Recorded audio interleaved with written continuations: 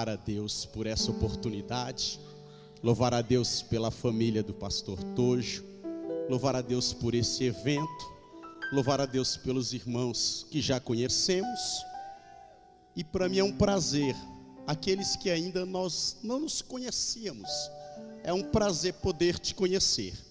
Atos capítulo de número 2, a partir do versículo 1, vamos ler a palavra de Deus para ganharmos tempo.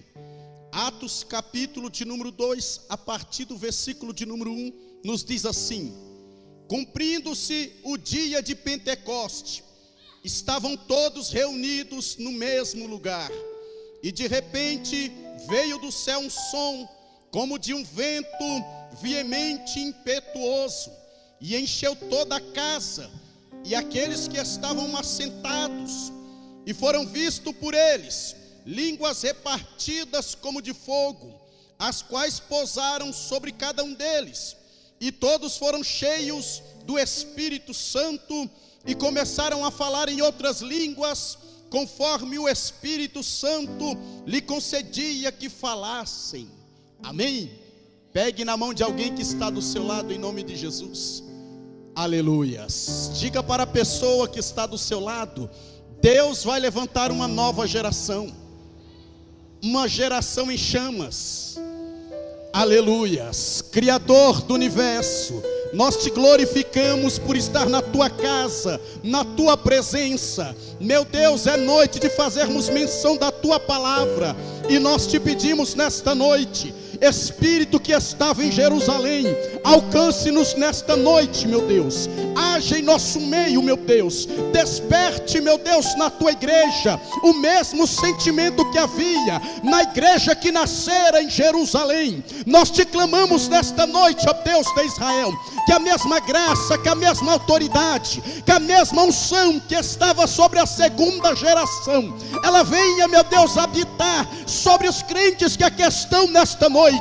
Em nome de Jesus nós te clamamos, ó Deus. Conduza-nos mediante a tua palavra, fale conosco de acordo com a tua vontade. Espírito da verdade, o Senhor tem liberdade para agir no nosso meio, o Senhor tem liberdade para visitar, o Senhor tem liberdade para renovar, o Senhor tem liberdade para agir sobre a vida da tua igreja. Por isso nós te clamamos, Espírito de Deus, esteja em nosso meio, em nome de Jesus.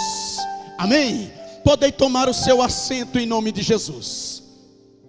Pois bem, meus irmãos, eu quero lhe apresentar aqui o escritor do livro de Atos dos Apóstolos, o nosso irmão Lucas, médico, grego, companheiro de Paulo em algumas viagens missionárias.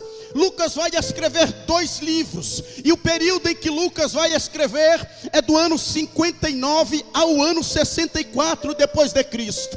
O primeiro livro que leva o seu nome, o Evangelho segundo escreveu Lucas. Lucas tem uma preocupação, ele escreve uma biografia sobre a vida, morte e ressurreição de Jesus. O desejo de Lucas, quando ele escreve o Evangelho segundo escreveu Lucas, é de apresentar para os gregos quem era Jesus. Quando Lucas vai escrever o seu segundo livro, o livro de Atos dos Apóstolos, Lucas agora vai narrar o derramamento do Espírito Santo. Lucas vai narrar o dia de Pentecoste. Lucas vai narrar o início da igreja primitiva. Lucas vai narrar o início das primeiras viagens missionárias realizadas pelo nosso irmão Pedro entre os judeus e pelo nosso irmão Paulo entre os gentios. Pois bem, a igreja que Lucas vai nos mostrar aqui no livro de Atos dos Apóstolos, ela vai ser firmada em Atos dos Apóstolos, mas esta igreja, ela tem contexto. Esta igreja, antes de ser firmada em Jerusalém, primeiro esta igreja passou por algumas etapas, quando ainda era uma família junto com Cristo. A igreja que vai nascer em Jerusalém, ela carrega algumas características. A primeira característica que a igreja que vai nascer em Jerusalém carrega está no Evangelho segundo escreveu Mateus, no capítulo de número 4. Quando Jesus está caminhando às margens do mar da Galileia, e Jesus vê a Pedro, e Jesus vê a André pescando, e Jesus diz: vinde, e eu vos farei pescadores de homens. A igreja que vai nascer em Jerusalém, a primeira característica que ela tem é uma igreja separada. Quando Jesus está chamando os seus apóstolos, Jesus está chamando eles para levarem uma vida separada. E é bíblico, irmão, que a igreja está na terra, mas não pertence a esta terra, e não pode se misturar com as coisas desta terra. A Bíblia diz: então vereis a diferença entre aquele que serve a Deus e aquele que não serve. A Bíblia diz: assim como é santo aquele que vos chamou, sede também santo em toda a vossa maneira de viver. A igreja foi chamada para fazer a diferença. A igreja foi chamada para ser sal da terra e luz do mundo. A igreja foi chamada para resgatar as almas.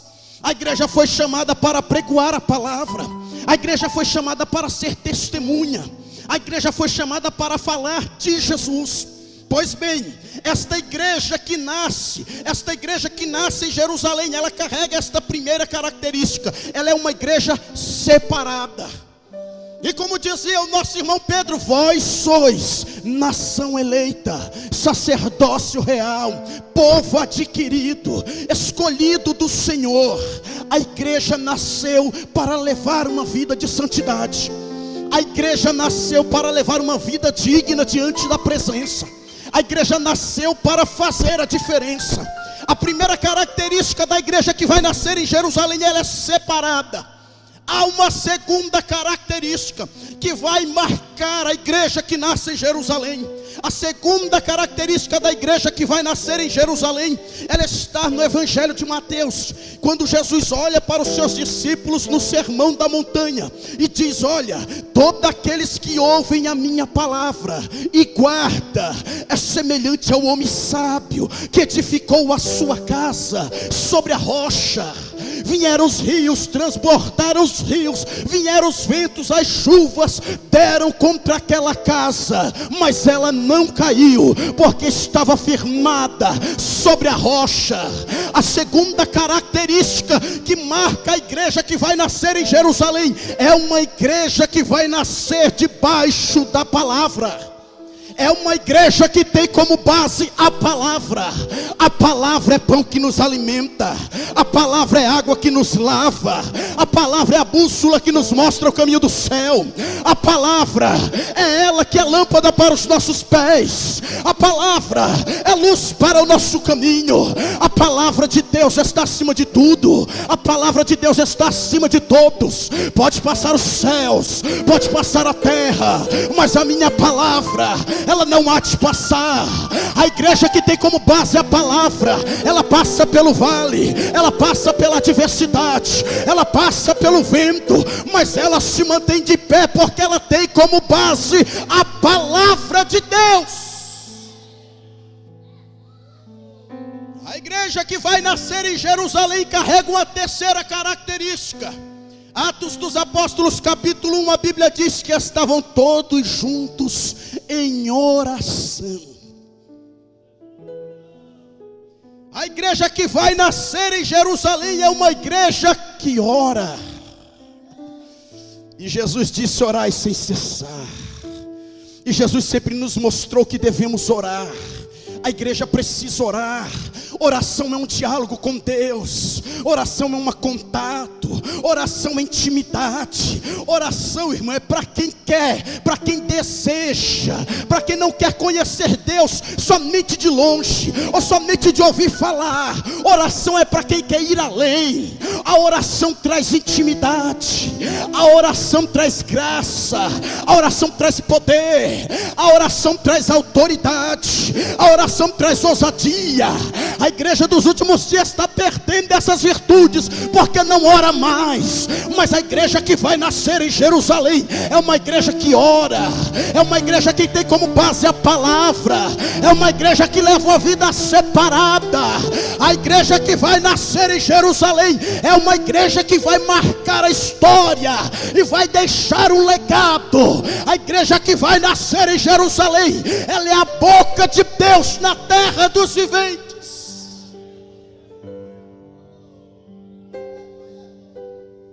Aleluia.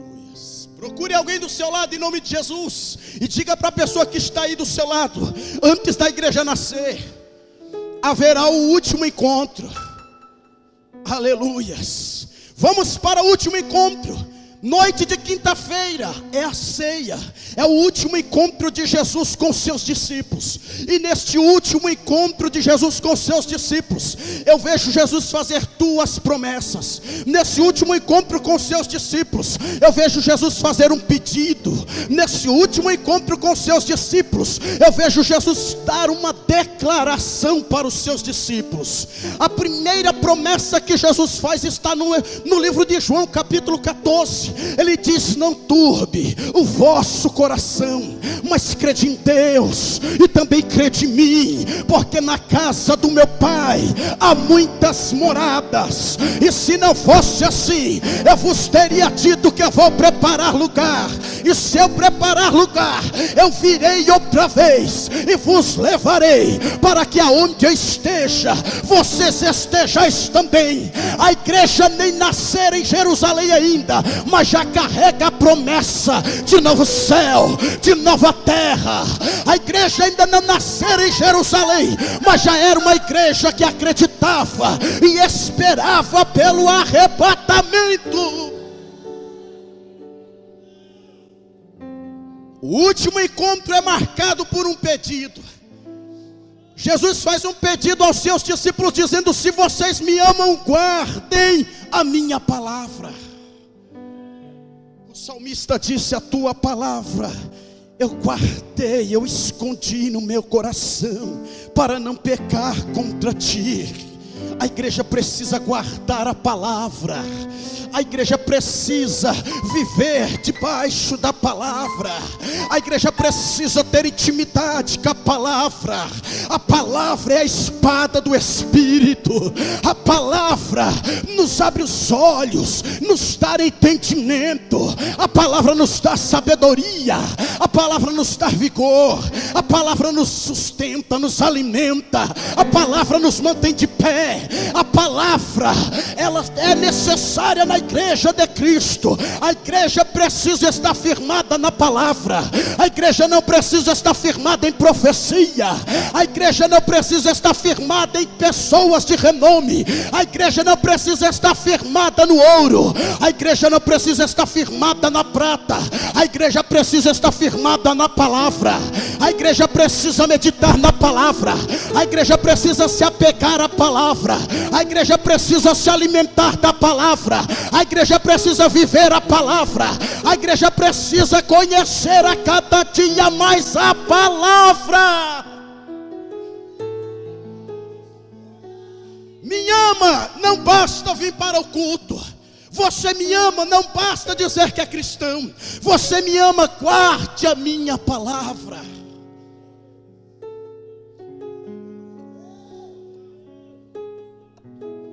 Ainda no último encontro, noite de quinta-feira, Jesus faz uma declaração para os seus discípulos. Jesus disse para eles: não foi vós que me escolheste, mas fui eu que vos escolhi e vos designei para que vá e dê fruto, e o vosso fruto permaneça.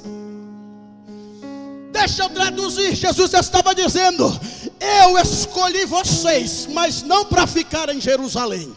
Eu escolhi vocês para vocês ir por todo o mundo e pregar o evangelho a toda criatura.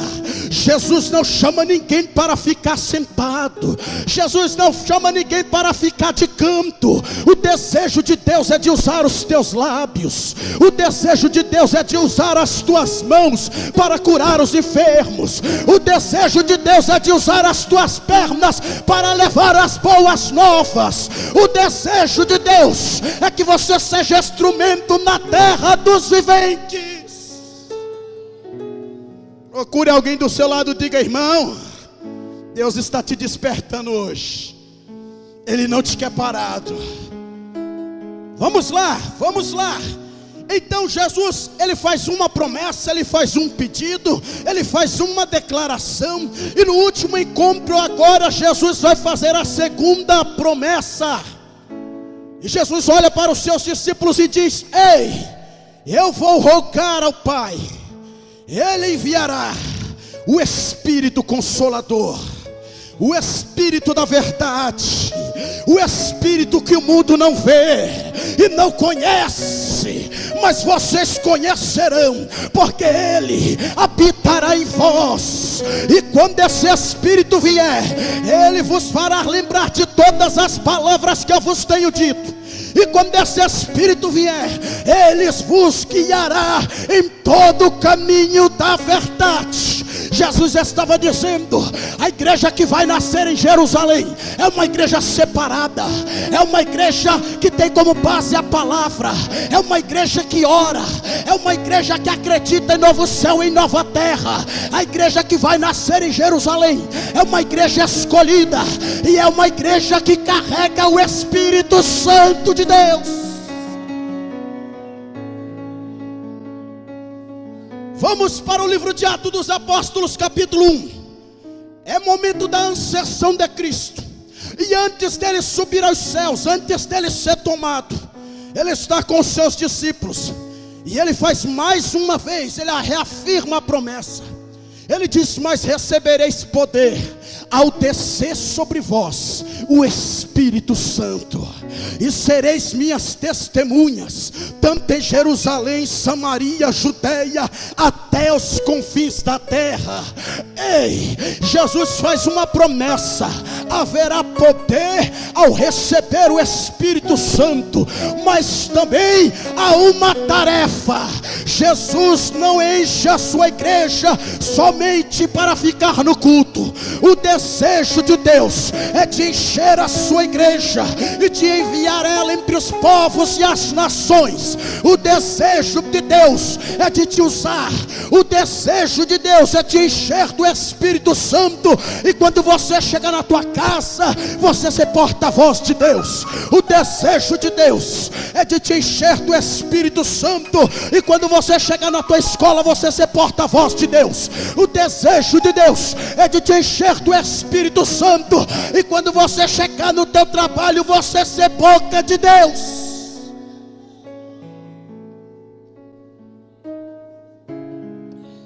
Procure alguém do seu lado e diga: aperte o cinto, irmão.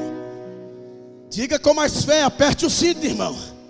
Porque a igreja de Jerusalém, ela vai nascer. Atos dos Apóstolos, dia de Pentecoste, a festa dos primeiros grãos, há cerca de 14 nações, há 2 milhões de pessoas em Jerusalém, mas no cenáculo cerca de 120 pessoas, acreditando na promessa, esperando pelo Espírito Santo de Deus, aquele mesmo Espírito que vinha sobre a vida dos profetas na antiga aliança, aquele mesmo Espírito que tomava a boca dos servos na antiga aliança. Mas na antiga aliança, o Espírito de Deus não tinha sido otorgado totalmente. Ele vinha para realizar uma missão e depois se despedia. Agora eu faço minhas estas palavras. Acredito que a igreja está em Jerusalém, a igreja está no cenáculo, a igreja está esperando o Espírito Santo de Deus. Acredito eu com as minhas visões que Deus está lá em cima, junto com Jesus, junto com o Espírito Santo. E parece que vejo uma conversa, parece que vejo Deus dizendo: vem cá, Espírito Santo, você vai levar para a terra dons que o homem não pode comprar com dinheiro. Vem cá, Espírito Santo, você vai levar para a terra frutos que é capaz de transformar a vida de qualquer cabra valente.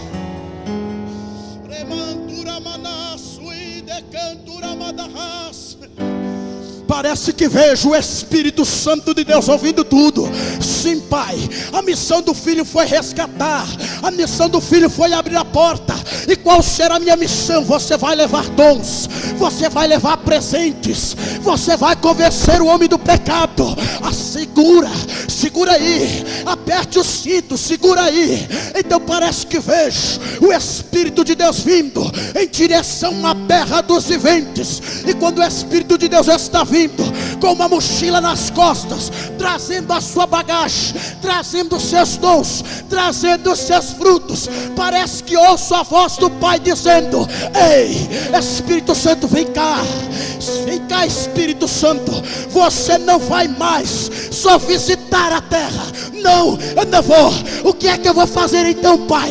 Você vai morar, você vai morar, você vai morar, você vai morar com eles.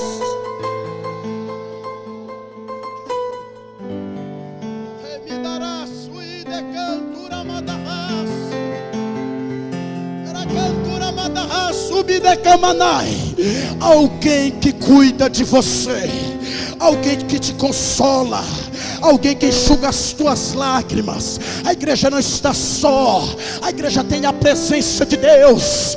Ainda que uma mulher venha se esquecer do seu filho que amamenta, eu todavia não me esquecerei de vós, não me esquecerei de vós, não me esquecerei de vós. O Espírito de Deus é o teu melhor amigo, o Espírito de Deus é o teu consolador, o Espírito de Deus é o teu advogado, o Espírito de Deus é o teu companheiro de todas as horas. Se você tiver dinheiro, ele continua sendo seu amigo. Se você não tiver, ele continua sendo seu amigo. O Espírito de Deus veio para cuidar da igreja, o Espírito de Deus veio para usar a igreja, o Espírito de Deus veio para convencer o mundo do pecado, o Espírito de Deus veio para dar direção à igreja.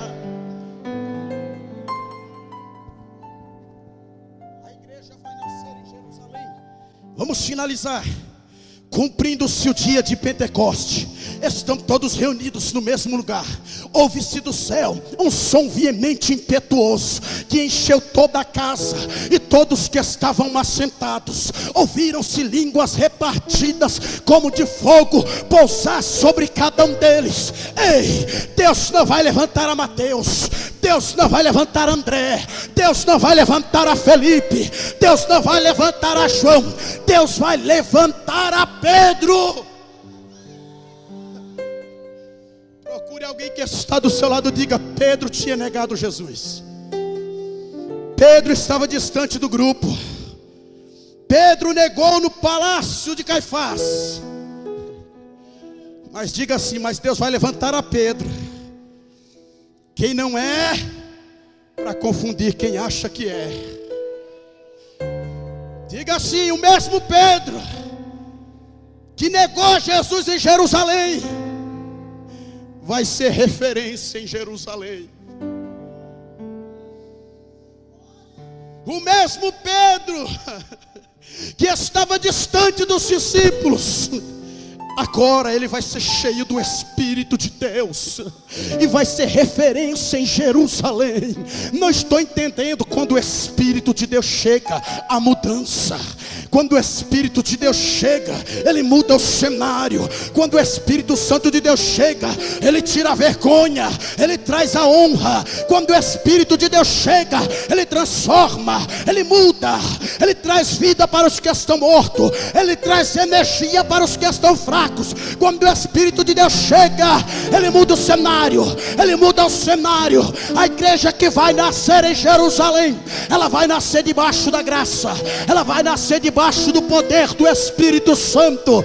Quando os discípulos são cheios de Deus, Pedro sai para fora e diz: ei, estes homens não estão embriagados, sendo 9 horas da manhã, eles estão debaixo da promessa. Assim diz o Senhor: nos últimos dias eu derramarei do meu Espírito sobre toda a carne, sobre toda a carne. Vossos filhos, vossas filhas profetizarão, vossos jovens terão visões e vossos velhos sonharão sonhos.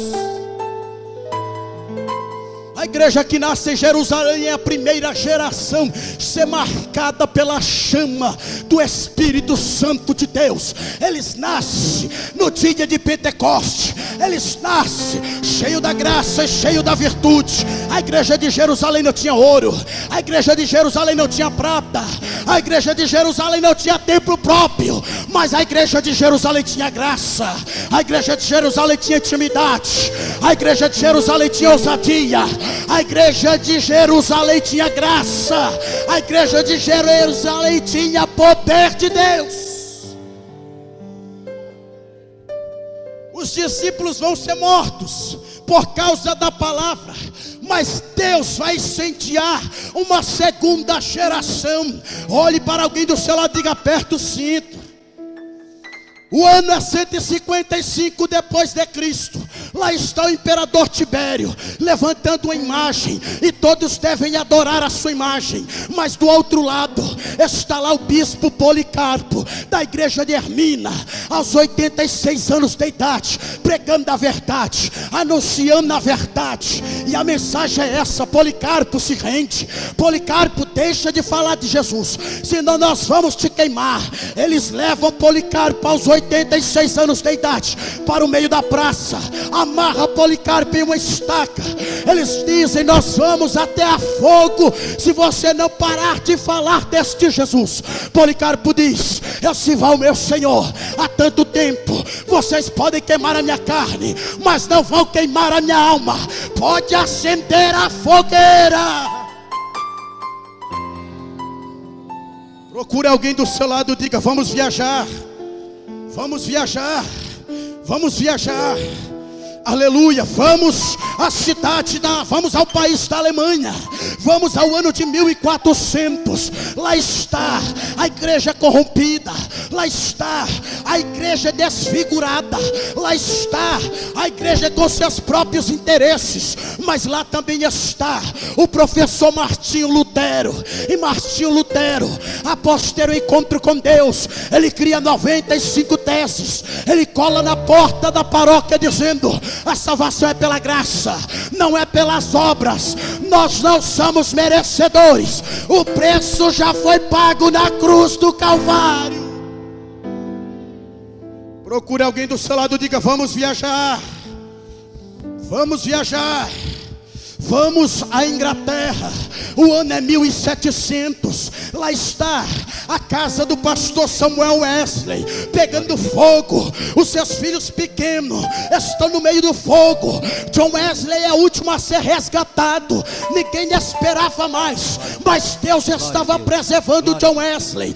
Mais tarde, John Wesley seria instrumento de Deus na terra. Mais tarde, Deus ia usar John Wesley para incendiar a Inglaterra.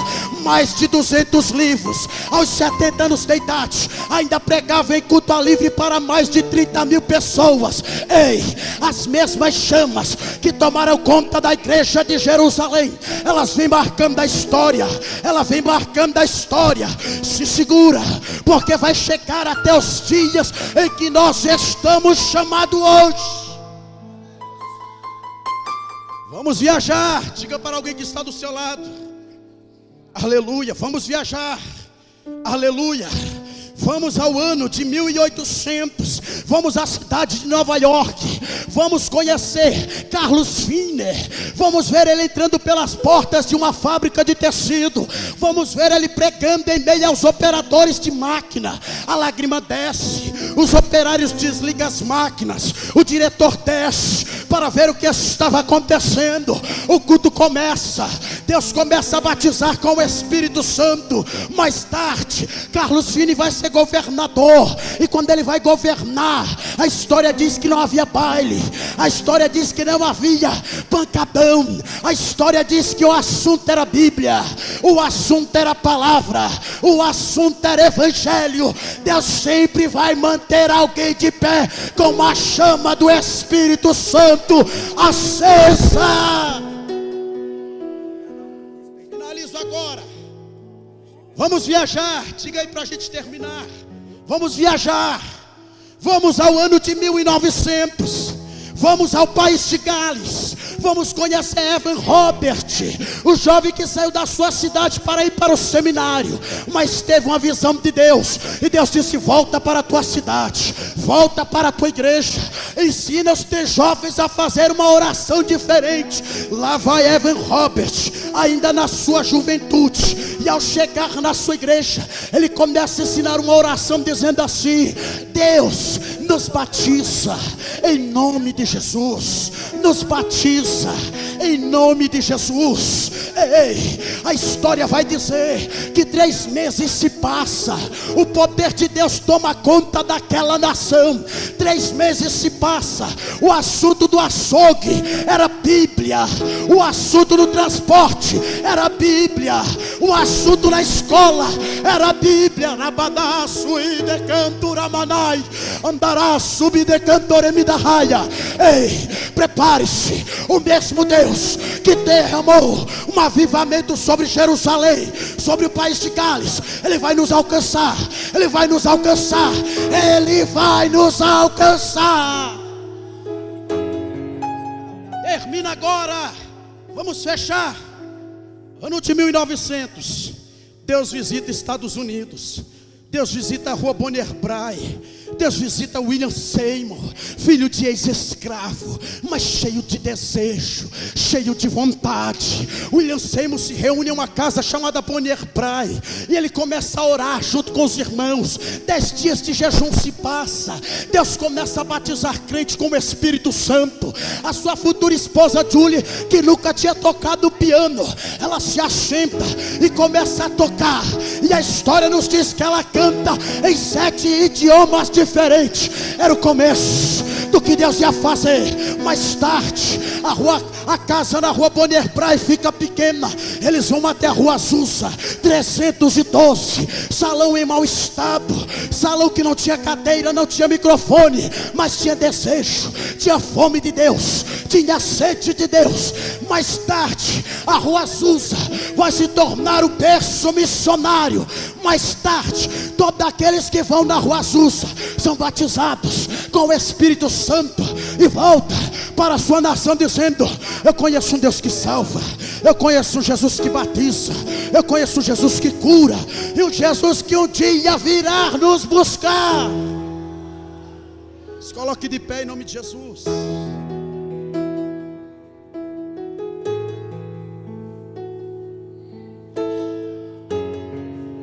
Pegue na mão de alguém que está do seu lado em nome de Jesus. Diga para ele: a igreja tem que ter raiz, a igreja tem que levar uma vida de oração. Diga: seja a boca de Deus. A igreja tem que gostar da palavra. A igreja precisa continuar acreditando em novo céu e em nova terra. A igreja precisa continuar buscando os dons do Espírito Santo. A igreja precisa continuar buscando os frutos do Espírito Santo. Eu vou finalizar agora. Escute isso. O ano é 1906. Deus visita Chicago. E quando Deus visita Chicago, Deus encontra Daniel Berg, Deus encontra Gunnar Wingre. Deus toma um profeta, usa eles e diz: partam para Belém do Pará. Belém do Pará, norte do Brasil. Lá vem eles, os 2 jovens suecos. Lá vem eles, cheios de Deus, cheios da graça. Eles saíam do culto na igreja que estava, eles iam para a casa do irmão que eles estavam. E quando eles chegavam lá, eles começavam a orar dizendo: Jesus, batiza com o Espírito Santo. Jesus, batiza com o Espírito Santo. Ei, a nossa irmã Celina de Albuquerque participa do culto, participa da oração. Chega em casa, dobra os joelhos e começa a dizer: enquanto o Senhor não me batizar, eu não saio daqui, eu não saio daqui. Me batiza, me batiza, me batiza, me batiza, me batiza. Por volta das 4 horas da manhã, Deus abre os céus sobre a nação brasileira e batiza Celina de Albuquerque. Ei, ei, ei. Deus quer levantar uma terceira geração cheia da graça, cheia do poder. E o Deus que visitou Jerusalém, o Deus que visitou a Inglaterra, Ele vai nos visitar hoje. Hoje, hoje, hoje, hoje, hoje, hoje, hoje, hoje. Olha lá, olha lá. Deus vai levantar profeta, Deus vai levantar profetisas, Deus vai dar autoridade, ousadia, graça, poder, virtude. Seja cheio, seja cheio, seja cheio, seja cheio, seja cheio, seja cheio de Deus.